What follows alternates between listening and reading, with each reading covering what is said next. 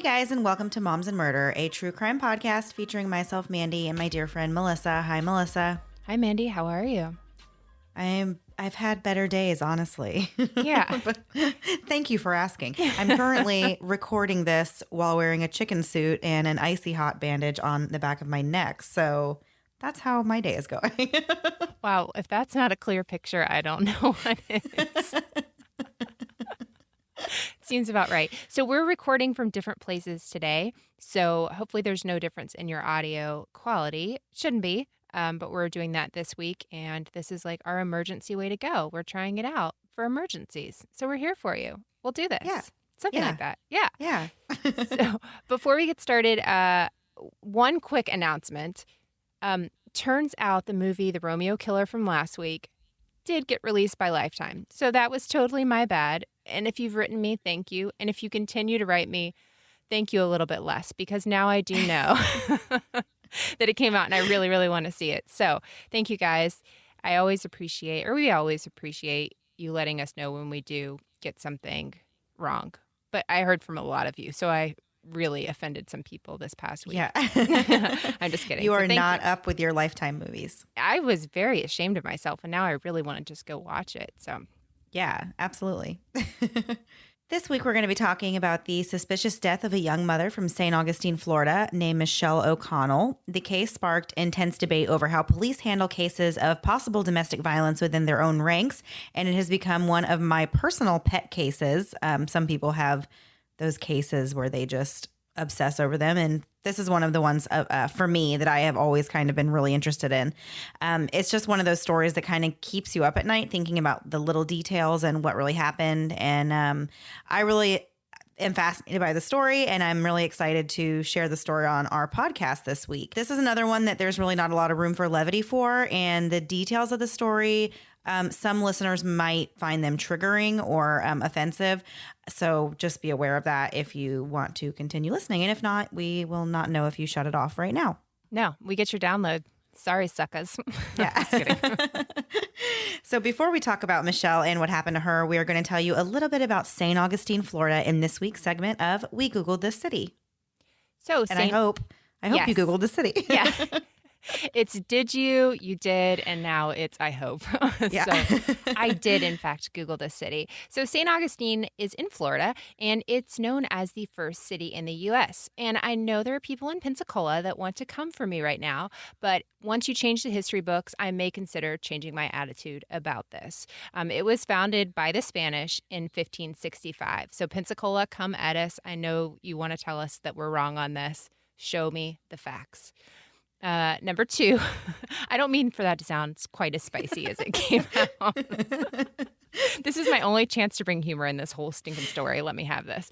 So as of 2010, there were nearly 13,000 people in St. Augustine that made St. Augustine home, which actually seemed like a really low number to me. And I feel like I say this every week, but St. Augustine, being from Florida, is a place like you go visit for like school field trips and, day trips and stuff. And I just assumed there were way more people living there. That would be incorrect. The third fact about St. Augustine is that it has the narrowest street in the United States. That street is called the Treasury Street, and it's just 7 feet wide. This street actually connects the Royal Spanish Treasury to the area where ships used to dock on the bay. And it was made really, really narrow so that if thieves were trying to escape with chests of gold, there just wasn't enough room in the streets. So there was just this little tiny area and they couldn't get through. And I thought that was super smart. Number 4, Potter's Wax Museum is the oldest wax museum in the U.S. and houses more than 160 wax sculptures of famous politicians and people from history, as well as modern movie stars, entertainers, and other celebrities. We will have to post the one I saw of Princess Diana. Mandy, I think I sent you that one. It was very offensive, to say the least. It was the worst thing I've ever seen of Princess Diana. While I'm sure the rest of the wax museum is wonderful, this really hurt me, and it wasn't good. I have too much respect for the royal family for that kind of shenanigans. So, lastly, Tom Petty and Ray Charles both called St. Augustine home. Some say that I should have had better facts for this segment, but just know that you can all hit the road, Jack, and also I won't back down. Oh, I couldn't help myself, Mandy. I have to give that one to you. That was pretty good, Right? Melissa. I was like Googling their songs to be like, how can I put their songs in here? And I did it. I did it poorly, but I did it. You did a great job. So, getting right to the story, Michelle O'Connell was born on October 6, 1985, to her mother, Patty O'Connell. She was the youngest of 6 children and already had 3 brothers and 2 sisters that would become her lifelong friends. The O'Connells had very close relationships with each other, but when Michelle reached her teenage years, she began to struggle with anger issues and depression. Once she began taking medication, her mood improved and she returned to being her outgoing and fun loving self. She had a zest for life, and when she became a mother at the age of 20, she had everything she ever wanted. Her daughter, Alexis, became her primary concern, and she worked hard, sometimes working 2 or 3 jobs to support her little girl. Members of Michelle's family worked for the St. Johns County Sheriff's Department. Her mother, Patty, worked as a file clerk, and one of her brothers, Scott O'Connell, was a deputy with the department, which is how Michelle eventually came to be introduced to her boyfriend, Deputy Jeremy Banks. A short time later, Michelle was given a promotion at the child care center she had been working at. The promotion included full-time hours with benefits, which meant health insurance for her daughter. She was elated over her new role, and it seemed that she had it all, but her life came to an abrupt end on September 2nd, 2010. At 11:25 p.m. that night, officers responded to a frantic 911 call made by Michelle's boyfriend, Deputy Banks, in which he anxiously begged for help because his girlfriend had just shot herself inside of his home.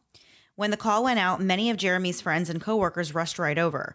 One of them was Deputy Deborah Maynard, who we watched a documentary, which we'll link on this, but in this documentary, she had described the adrenaline rush that officers get when they find out that there's been a shooting, and especially when it's possibly involving one of their own men, another officer. So because it was another officer who had made this call, there was other officers, friends, family, off-duty deputies. They were all just rushing to the scene to console Jeremy for this terrible tragedy that had just occurred. Inside the master bedroom, officers and paramedics found Michelle O'Connell barely clinging to life after what appeared to be a self-inflicted gunshot to the mouth.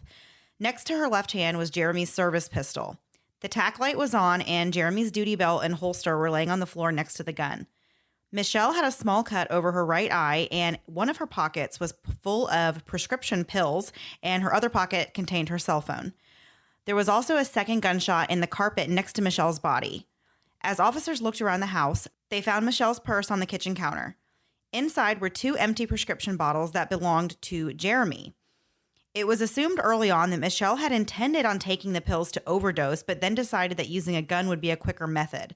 I have questions about making that assumption, especially in this scenario. And nobody ever really kind of talks about this when you hear about the story. But I always wondered why nobody questioned like whether she could have been trying to hide the pills from Jeremy. They were his. They found the bottles. They were empty and they were in her purse. And then she had all the pills in her pockets. But I don't know why the immediate jump was to, she was probably going to take these herself. And there was never really nothing else was, no other, Right. possibility was ever explored with that.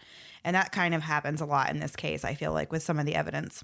So because Michelle still had a pulse when paramedics arrived, they began to perform aggressive life support. And this was reported to have started at 11:30 p.m. that night.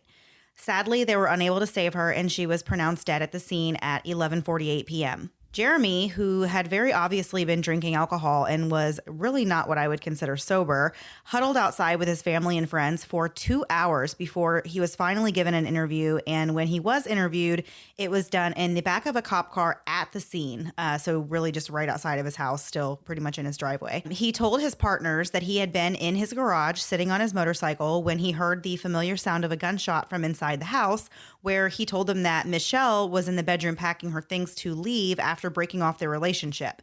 He stated that when he heard the shot fired, he ran inside calling out to Michelle.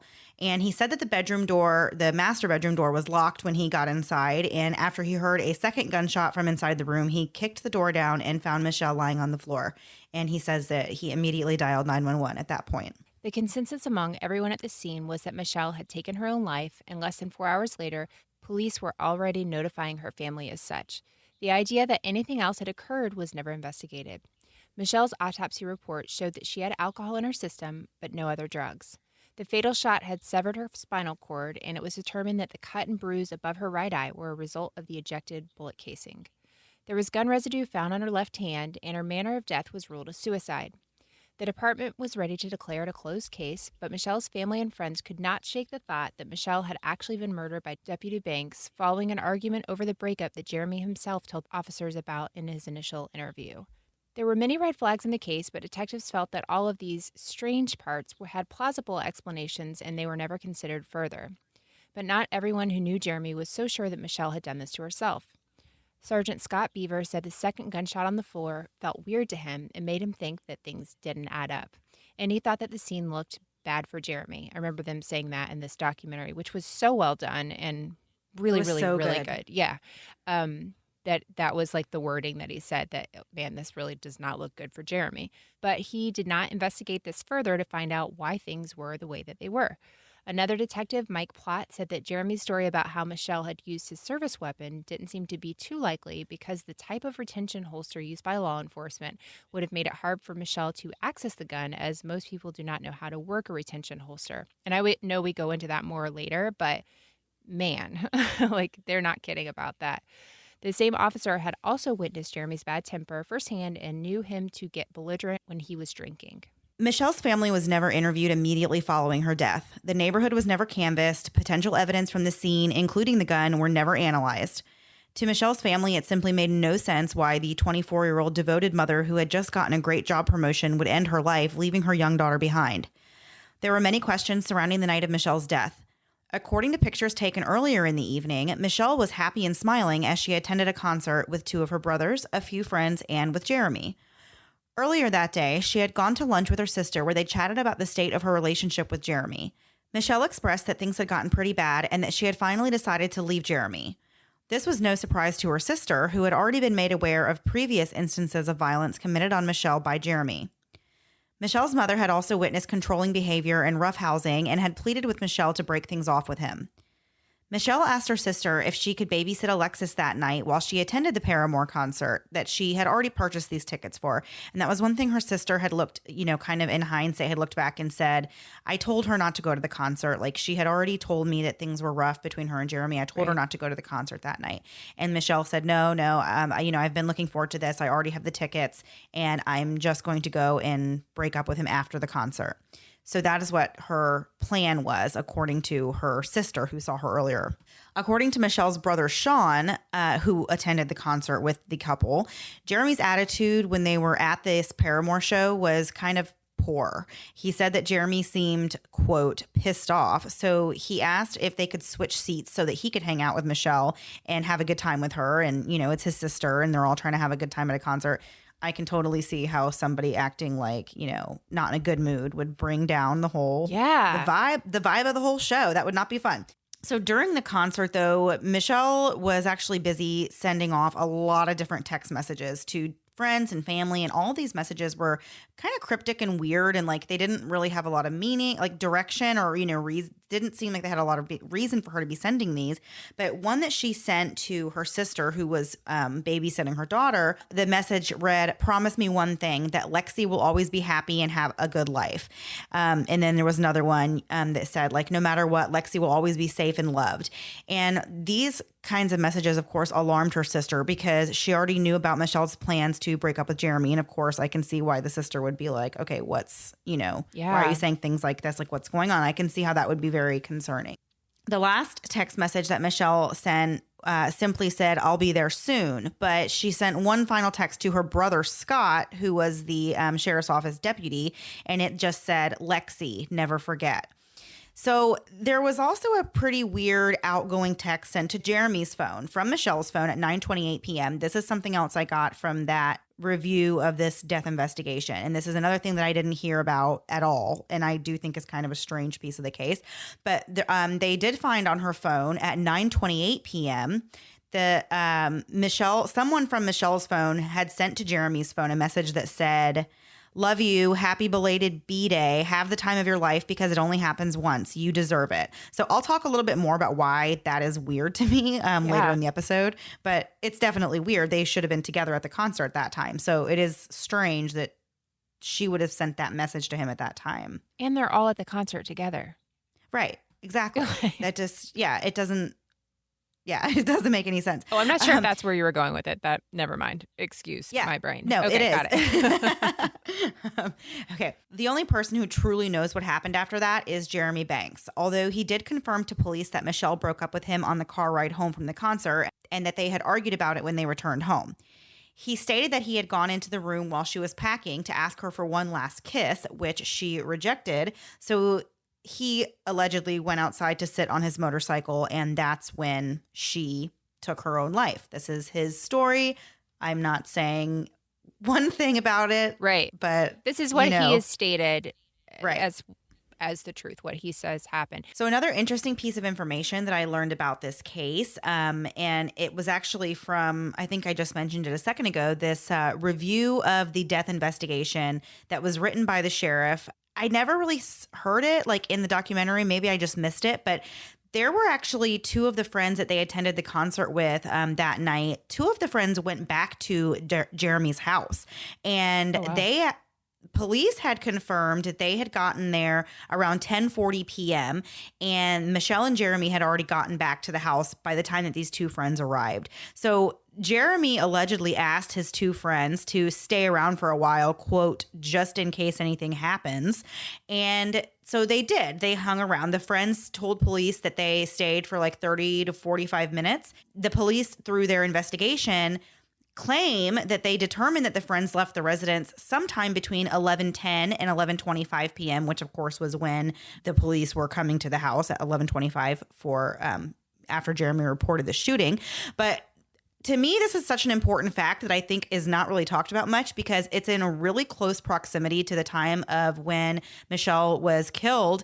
And it also conflicts with witness statements that they heard screams and gunshots between 10:30 and 11 p.m. And we're going to get into more about that also, as well as a lot of other detail on this story after we give you guys a quick word from this week's sponsor. This week, the moms want to introduce you to our friends with Green Chef. For those of you not already familiar with Green Chef, we don't want to be too dramatic, but we may just be introducing you to the new love of your life. So you're welcome.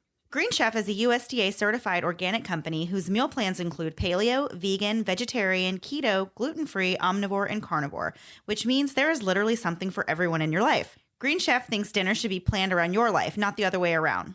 Gone are the days of what's for dinner because with Green Chef, everything is handpicked and delivered right to your door, allowing your brain to take a much-needed break, at least when it comes to planning and preparing dinner. If you're like me, a meal isn't a meal without some sort of dressing or sauce. With Green Chef, their recipes include pre-made sauces, dressings, and spices, so you get more flavor in less time. We know that several of our listeners have dietary restrictions, and that's what makes Green Chef such a great fit for anyone. Green Chef makes it easy to maintain a specialty diet and enjoy exciting new options. The gluten-free spiced pork burrito bowl with black beans, corn, romaine, rice, and roasted red peppers is to die for. For $50 off your first box of Green Chef, go to greenchef.us/moms. Again, for $50 off your first box of Green Chef, go to greenchef.us/moms. And now back to the show. Several weeks passed, and after pressure from Michelle's family, the sheriff's department called them in for a meeting. They initially believed that they were going to be told that charges were being brought against Deputy Banks, but instead the deputy said they were sticking by their original idea that Michelle had died by suicide and that they believed she had been planning it based on the text messages that she sent to friends and family that night. Michelle's brothers and sisters refused to accept their answer and accused the department of letting things slide under the rug because Jeremy was a fellow officer. They demanded an outside investigation, but Lieutenant Charles Bradley called the notion that Jeremy murdered Michelle a, quote, conspiracy theory and insists that nobody at the sheriff's department had done anything wrong and that the findings of their investigation were accurate and that the investigation was done properly. The blogger behind the online blog called Behind the Blue Wall took notice of Michelle's story and wrote about it on the website. Behind the Blue Wall is a blog for bringing awareness and attention to cases of officer-involved domestic violence. Michelle's case was finally getting attention, and 4 months after her death, Sheriff Shore of the St. Johns County Sheriff's Office finally asked for FDL Lee to come in and do a new investigation. So as this case involved an officer in the same department that was investigating this case, FDL Lee should have been called in immediately due to the conflict of interest in the case, not 4 months later. Rusty Rogers, a renowned special agent, was to lead the new investigation. And that's kind of the whole thing with Michelle's family that's all they were trying to do, like, get somebody outside of this office to tell us what really happened. They weren't even I mean, I know they were saying she didn't do this, but they just really wanted answers. They have this, precious daughter and everything, and they just wanna know exactly what happened. During FDLE's investigation into the case, a crime scene expert named Jerry Finley went over all those pieces of evidence that we mentioned earlier that were never analyzed the first time around. He made some interesting discoveries that didn't seem to line up with Jeremy's account of that night. There was no blood found on the gun at all, and the only DNA found on the weapon belonged to Michelle. Finley felt these were both odd findings and believed that there should have been at least some of Jeremy's DNA on the gun because it was his gun. It was his regular service weapon that he would have been handling regularly enough to have left traces of his own DNA on it. After analyzing the location of the shell casings inside the home, Finley believed that the gun had been fired with a left hand. Michelle was right-handed, but Jeremy was in fact left-handed. This also raises questions about why the gun was found next to Michelle's left hand, which would suggest that she had used her weaker hand to fire. As for the cut above her eyelid, Finley believed that she had been hit with the front of the weapon, which was the same size as her injury. It was also noted that Jeremy Banks had a trace amount of gun residue on his hands following the shooting, but explanations were given as to why he may have had it on him, like that he held her hand after she had supposedly shot herself, and there could have been some transfer of gun residue from that. Another theory is that he washed his hands sometime between the shooting and when his hands were finally swabbed at the scene. After analyzing all the evidence, his official report was that the scene was more consistent with a homicide. Another important discovery made by FDLE was that two women in the neighborhood heard screams on the night Michelle died. These are the two witnesses I mentioned a little earlier, where I said there was a little bit of conflicting timeline. So they were outside in their garage smoking cigarettes when they claimed to have heard a woman yell for help, followed by a gunshot, and then another yell for help, and then another gunshot, and after that it went silent. The women stated that it was sometime between 10:30 p.m. and 11 p.m. They heard sirens about 10 minutes later and assumed that help had already been called, and so they did not report what they had heard and said that nobody ever came looking to talk to them, which is what we talked about. Nobody canvassed the neighborhood or anything like that. So this was actually crucial evidence in the case, and in order to be absolutely sure that the women were telling the truth, FDLE had them take polygraph tests, and they both passed. So I do have thoughts on that as well because even though they said that this was the time that, it was between 10:30 and 11. And basically with the polygraph test, if they really believe that's what time it was, well, then that's what time it wasn't. They're going to pass the test when they have those questions asked. Like if that if you think that was the time, then that's what you're going to. Does that make sense? Yeah, no, I get that. If you believe that that's the truth, it's not going to show up as false on a polygraph test. Whether you're right or wrong, you believe it, so therefore the polygraph test thinks you're telling the truth. Correct. So at least I guess we can glean from that they did hear someone screaming and they heard the gunshots. And so I think that part of their story is absolutely true. I'm just playing devil's advocate on the time because it really does trip me up that they say they heard that all that commotion before when those two friends would have left Jeremy's house that night. So I get really tripped up on small details like that, especially when it's really close to like the time that somebody was hurt or, killed, because I feel like everybody that was involved or there or even like there 10 minutes before should be, questioned really heavily. Yeah. In light of the new developments covered by the FDLE investigation, Dr. Hoban officially changed the autopsy report to reflect the new theory of homicide. He handed over his findings to prosecutor R.J. Larissa, who asked Michelle's family if they could investigate the case even further. But Larissa asked that Dr. Hoban hold off on filing the new homicide finding and said that the case was going to take a different direction. Shortly after, Larissa asked to be recused from the case due to a conflict of interest, a move that left Michelle's family stunned and questioning why he would take the case in the first place if he knew there was a conflict. What was the exact conflict there? That he worked with the police department? I was kind of confused. I guess so, yeah, because he was this prosecutor, but he, of course, I guess worked very closely with the sheriff's department. And so, of course, knew a lot of people in the sheriff's department. And he could have felt that it was a conflict of interest. But I would say if that was the case, then he should have stepped away from it from day one and not even. Yeah. Well, how are you They going should have to? called somebody else in right Yeah, a away. special prosecutor from outside the area, if because all the prosecutors are going to be working with the sheriff's department Right. in some degree. A new medical examiner, Dr. Bulick, joined the investigation. After his review of the case file and all of the evidence, it was also his professional opinion that Michelle's death was a suicide, and he had a new theory for why she had the mystery injury above her eye. He proposed the idea that she had the gun upside down when she fired on herself, and the injury above her eye was caused by the tactical light on the gun when it recoiled after the shot was fired.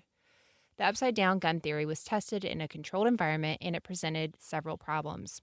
For one thing, if the gun had been fired in that position, the slide would have cut Michelle's hand when it came back, and Michelle had no such injury to her hand. The other perplexing problem was the fact that Michelle would have had to have known some way to remove this gun from the retention holster in the first place, which was something that Dr. Bulick could not even do. That was so fascinating in this documentary when they hand him the gun and they're like, he's kind of talking about, she would have had to do this and this. They're like, okay, great. Can you pull the gun from the holster? And he's like, okay.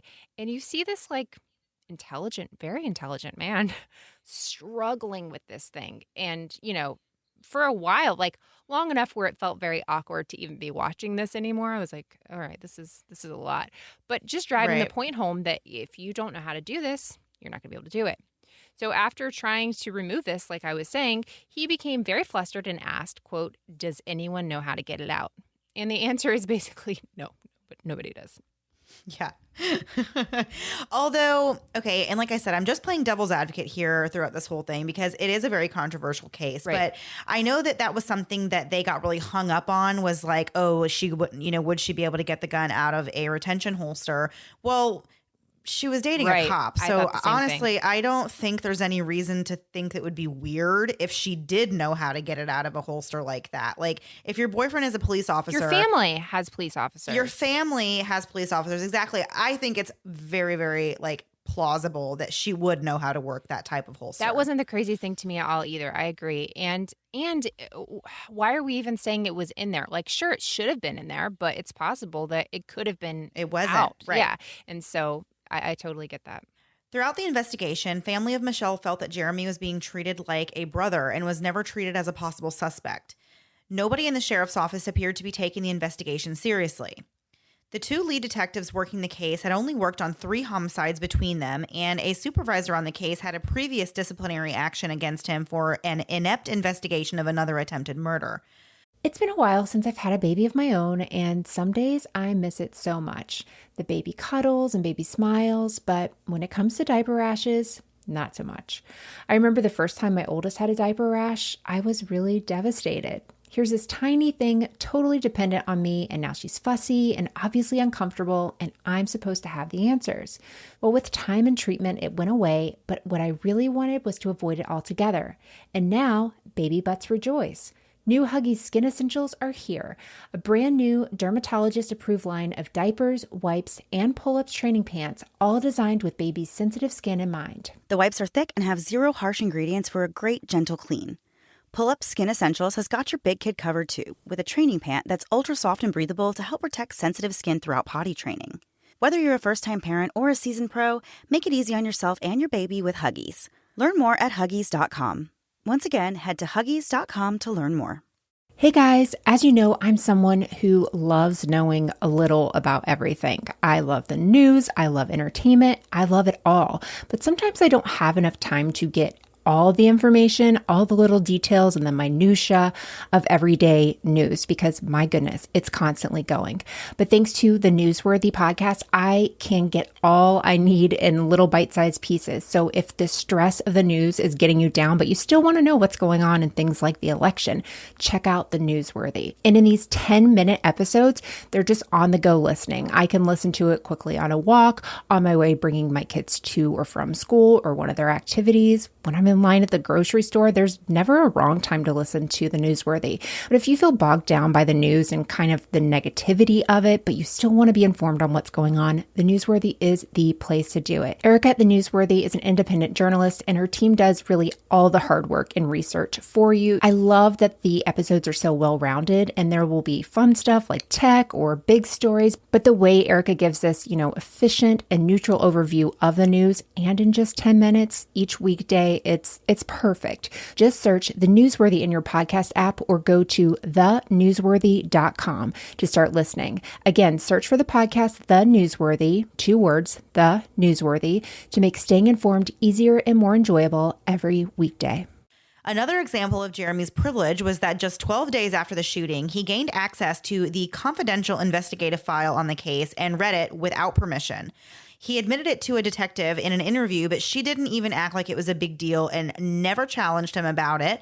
And he just casually said, "I know I probably shouldn't have, but I just wanted to know what went down on the other side."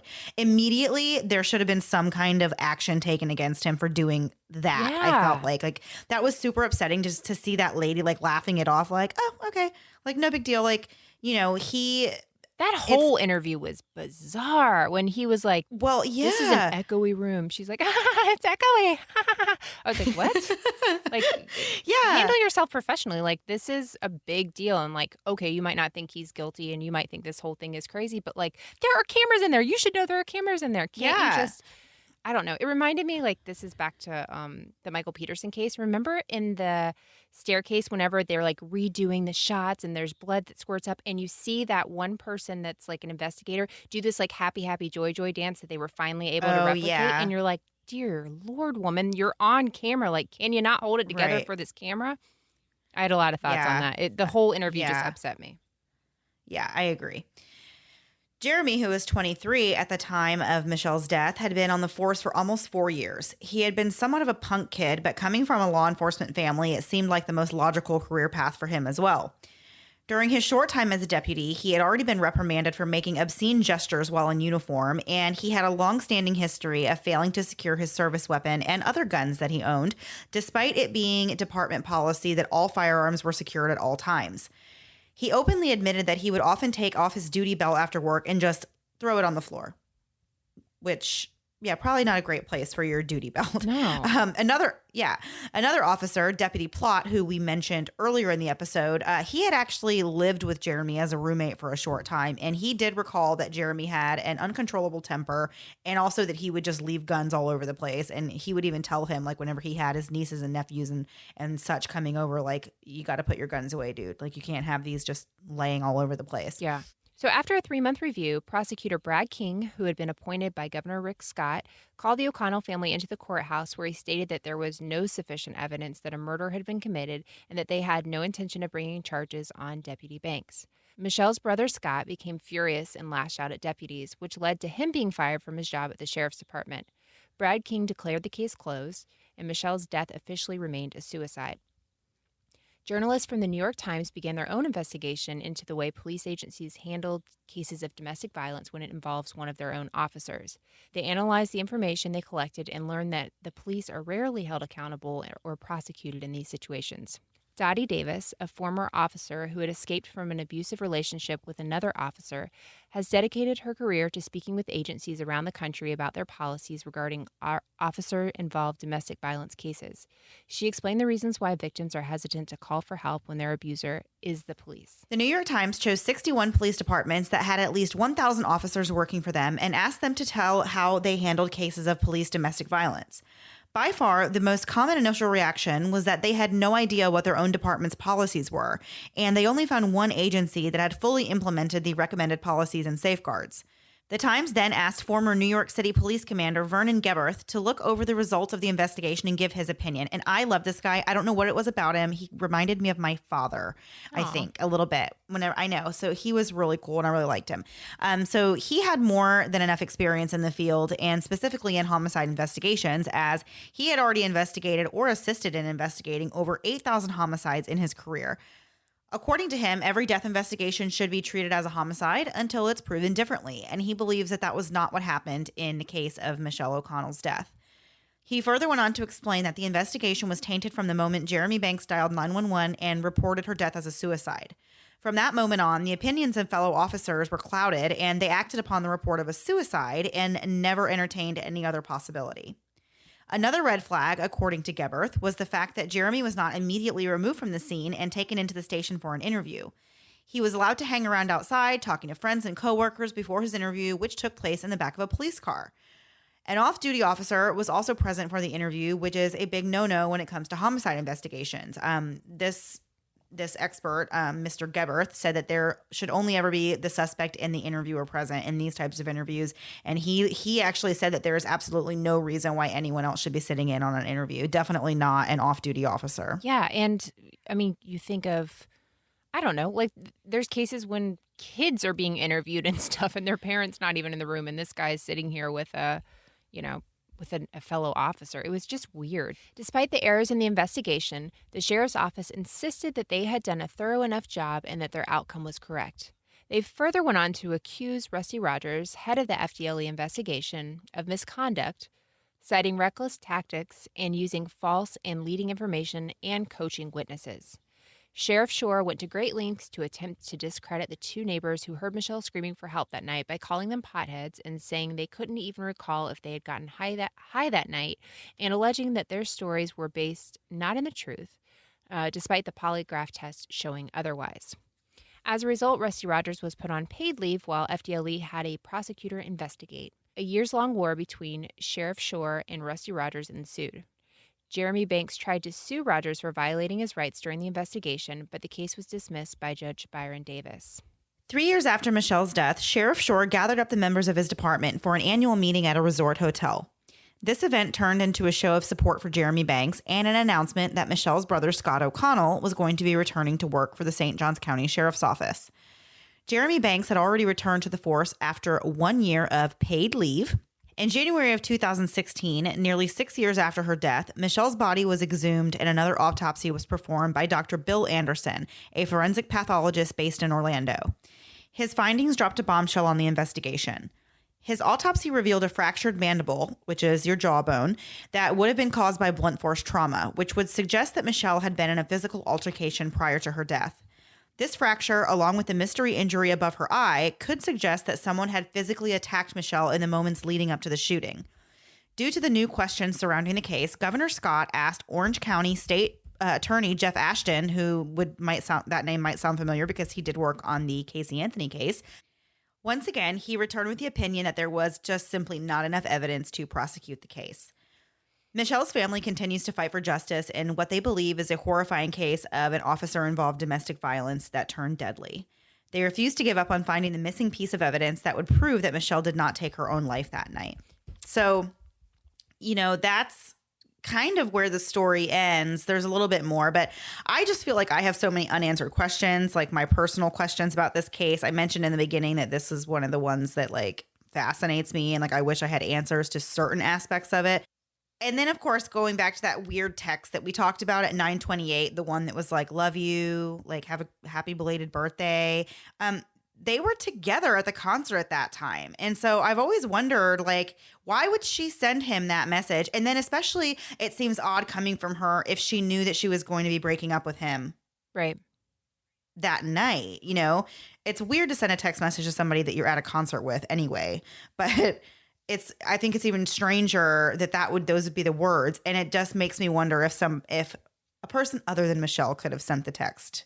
There are so many details of this case, and we hope we hit all the most important ones. Mandy did a great job researching this one.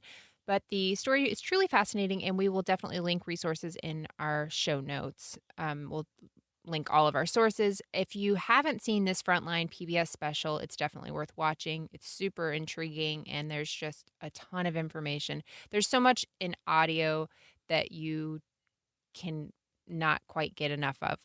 There's so much in the video, I feel like, in some of the interviews with the police interviews that were really, really fascinating. There's also a Facebook page set up in Michelle's memory where the family shares relevant articles and stories and pictures of Michelle. That page is called Justice for Michelle O'Connell. Michelle's mother, Patty, is raising her granddaughter, Alexis, and the two of them still struggle in their lives without Michelle. In 2016, Alexis wrote a poem about her mom, and Mandy is a jerk for making me read this section. Sorry. So it's really sweet, though. She wrote, "My mom loved turtles. Me and my mom loved to eat ice cream and pizza. We loved to go to SeaWorld. We loved to go fishing. We loved to go to the beach. We loved sunflowers. We loved to clean. She worked 3 jobs. She loved me. She worked even at night. Our favorite game was Mousetrap. When I was in school, she got me a dog." So from the words of kids, I don't know, you can learn a lot about Michelle somebody. seems like a great A mom. wonderful mom, yeah. And so however it happened, whatever happened, obviously we hope that her family has peace in all of this and that her daughter continues to grow up and know what an amazing mom she had. So obviously that was a very upsetting case, and we have a few coming up in the next few weeks. We have people helping us with a few cases, and we're stringing in some non-murdery cases and one I'm really excited about, and I think you know which one it is, but that's really kind of crazy and out there. So we're trying to mix up our cases so we don't bum you out every week. But we don't want to bum you out every week. Before we do our last thing before we go, we had a lovely listener write to us, and her name is Brooklyn, and she asked us to please, please, please, actually she didn't say that many pleases, she just did one, but I like to be dramatic, to wish her mom, Dana, from Fayetteville, Arkansas, a happy birthday. So happy birthday, Dana. Happy birthday. Yeah. And this episode should be out on your actual birthday. So happy birthday. How Yeah, cool. very cool. If you want to check out our Patreon page, the votes are coming in for the documentary that we're doing this month. I think it's going to be Tall Hot Blonde, which is one of my favorite documentaries. And it's so crazy, even though it's super cheesy in parts. But I love it, love it, love it. It's like catfishing, amazing, crazy. It's perfect. Have you seen it? I can't wait. I think I have. It's been out for a while. I think I have. It's been a Yeah. while. So we'll have that up on Patreon, and you can find that at patreon.com/momsandmurderpodcast. It will be up before the 1st. It will probably be up the 30th, but it will be up before the 1st. And so now, last thing before we go, Mandy, Kathy W., very funny and lovely listener in our Facebook group, asked, what 3 things would you bring to a desert island? We're assuming our families there, our kids. Although, would you bring them? I don't know. Maybe depending on the day. Kidding. We love them. Don't at me about saying I wouldn't pick my kids. Of course you bring your Of children. course. So can these be, do they have to be practical things, or can I bring like in my dream fantasy Listen, things? there's like 7 words here, so you can do whatever the heck you want to. I don't care. Do it. Well, I want to bring my phone. But you're not going to have electricity, right? I know. Well, I said, does it have Okay, to be fine. practical, or can it be my fairy Okay, tale? fairy tale. where, Bring your like- phone. Okay. You have free internet. Wi-Fi. Yeah. Okay. So exactly. So if we're not being realistic, yeah, I'm going to bring my phone and probably like deodorant, because I don't want to be stranded on an island. Like smelly. I can't believe you went from a phone to deodorant like that. That is quite a jump there. I would not bring anything practical with me. I'm telling you. I just want to smell good. I want to have my phone. What about sentimental? And- Would you bring sentimental? To a desert island? You're on a desert island. You have nothing else, Mandy. I'm looking at this like, what would I bring? I guess it's not the same as what would you bring if your house was burning down. That's different. Yeah. Okay, desert island. Okay, Yeah. I'm not playing this game right. Go ahead. What's your 3rd thing? I don't know. Well, that was boring. I don't know. Okay. All right. You jump in at any time if you come up with your 3rd one. I go would ahead. bring a couple of chickens. To eat? Well, yeah, to eat their eggs, and then I would have food. It's like a and I would have a pet to love, and then I would have Dear food. God. I would have everything. That is the saddest thing I've ever heard. Your family will already be there. You'll have something to love, Mandy. Okay. So I'm going to go number 1, phone, because that was genius, because I still want to be able to communicate with all the people not on an island. This is a fantasy, so the next thing I'm going to bring is just an all-you-can-eat buffet of all the food that I like. That is... You brought deodorant. I don't care if I stink. Nobody will be around me if I stink. So then I can eat more food. What would another thing be? I don't know. I might not need anything else. I just want food. Oh, I want like a really nice bed. I just want to sleep. Yeah. You didn't bring it on yours. I'm sorry. It's over. Too bad. You're going to be smelling nice while sleeping in the branches. It's going to be terrible. So the next one. So thank you, Kathy W., for that one. The next one that I think is so great and made me laugh. V, another very lovely listener and who's so sweet and one of my favorite people. And Kathy is too, so nobody be offended here. She wrote, "Would you trade lives for one day?" Mandy, I cannot wait to hear you answer this. Do you get to sleep while I'm being you? I don't know. Because then yes, I would. I would trade lives with you for a day. I don't really think it would be that different than my life, though. So. That's what I'm thinking, too. I'm like, I don't think people realize how we're always stressed out on the same days, writing each other. I can't do this anymore. Yeah. Crazy times. So, yeah, I mean, I would trade lives with you for a day just to see. I think just to see, like, is it just this bad everywhere or is it just this bad at my house? Like, is all life this crazy and wild and a mess? Do you get to do you get to be me for a day, or do you just get to live my life? I'm going to call this a body swap because, again, I have no more information than you have for these questions. I'm talking Lindsay Lohan, parent trapping. We're like parent trapping each other. Like you're trapped. No, that's Freaky Friday. Freaky Fridaying. Yeah, we're Freaky Friday. What about Freaky Friday in the Minocos with Lindsay Lohan and her new dance moves, which is you can put that on any GIF, any comment, and I just think it's the funniest thing in the world. Okay, so we're Freaky Fridaying each other, and you are me and I am you. Okay, so yeah, I would do it. So all that, and that's all you came up with. It's been a long time. I went through a lot of pop culture references, terrible movies, got it wrong again. I just was letting you. I was letting you. Think just of how do that. easy it'd be for you to wash your own hair. My hair is so short, Mandy. It would take off seconds of your life. I'd have to hang out with chickens, so I don't know how I feel about that. I mean, they're great and all, but we'll see. All right. Well, this was very disappointing. I'm sorry, V, that we could not do your question more justice, but we really are basically the same person when it comes down to it. So, yeah. Right? Okay. Yeah. Great. Don't leave me hanging there, boo. All right. It's 11:11. It's 11:11. Hey, cool. You know what that means? It means all the numbers on the clock are the same. If we wait 12 hours, it'll happen again. All right. Have a great week. Bye, guys. Thanks so much for listening to the Moms of Murder podcast. Make sure to check back with us next week for a new episode. You can also find us at momsandmurder.com, where you can connect with us via social media. Please make sure you subscribe and give us 5 stars, because giving us 4 stars would be a crime. Thanks so much.